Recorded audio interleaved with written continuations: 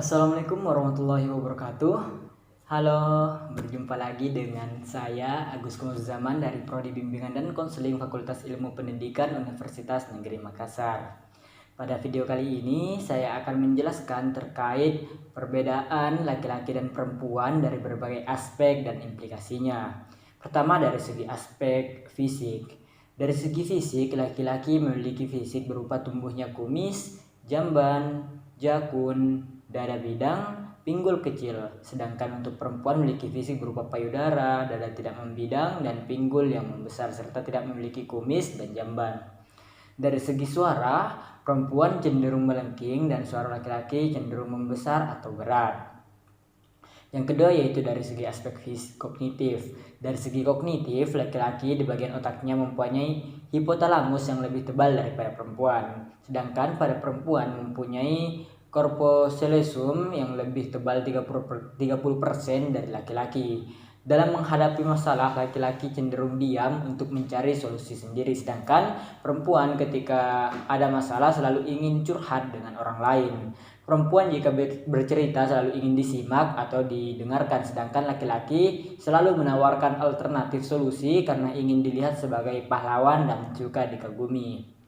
Selanjutnya dari segi aspek emosi. Dari segi emosi, perempuan mempunyai satu pikiran dan 99 emosi. Tapi perempuan mampu mengontrol 99 emosi di dalam satu pikiran. Emosi mengaktifkan kedua belahan otak perempuan sehingga ketika dia emosi akan berpengaruh pada kedua otaknya. Tetapi karena otak tengah wanita tebal, jadi walaupun emosinya banyak, dia masih bisa mengontrolnya. Nah, sekarang laki-laki. Laki-laki mempunyai 99 pikiran dan satu emosi, tapi laki-laki tidak mampu mengontrol satu emosi dengan 99 pikiran. Emosi mengaktifkan belahan otak kanan sehingga otak kanan terkena imbas karena hanya mempunyai dua lubang yang besar. Itulah sebabnya laki-laki masih bisa bekerja, masih bisa memutuskan apa yang harus diambil ketika saat sedih, marah, takut, dan lainnya. Karena hanya otak kanannya yang terganggu sehingga masih bisa mengerjakan pekerjaan yang kaitannya dengan otak kiri. Namun ketika emosi laki-laki sudah memuncak, dia akan sulit untuk mengontrol dan melampiaskan dengan cara berteriak atau memukul. Dari segi implikasinya, perbedaan perempuan dan laki-laki, yang pertama aspek fisik. Nah, dari segi fisik, perbedaan laki-laki dan perempuan terhadap pola tingkah lakunya yaitu laki-laki terlihat lebih aktif, mandiri, agresif, berani, terbuka, dan dominan, bertindak rasional, sedangkan pada perempuan cenderung bergantung, tertutup, malu, dan bertindak emosional. Dari segi kognitif, laki-laki mempunyai hipotalamus yang lebih tebal daripada perempuan. Oleh karena itu, laki-laki tugasnya menjaga keamanan, ingin dianggap sebagai seorang pahlawan, dan selalu ingin dikagumi. Sedangkan perempuan mempunyai corpus callosum yang lebih tebal 30% dari laki-laki, sehingga perempuan bisa mengerjakan lebih dari satu pekerjaan dalam satu waktu secara bersamaan.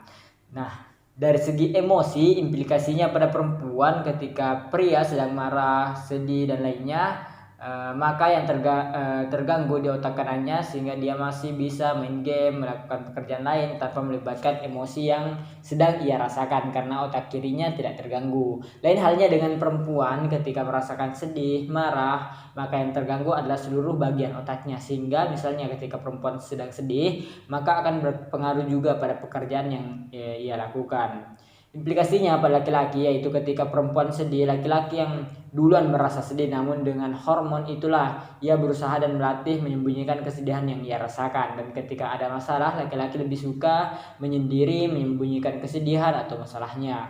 Sebaliknya pada perempuan, ia harus menceritakan kepada orang lain ketika ia mempunyai masalah. Nah, itulah beberapa penjelasan dari saya.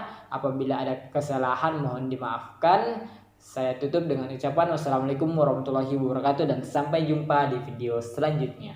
Terima kasih.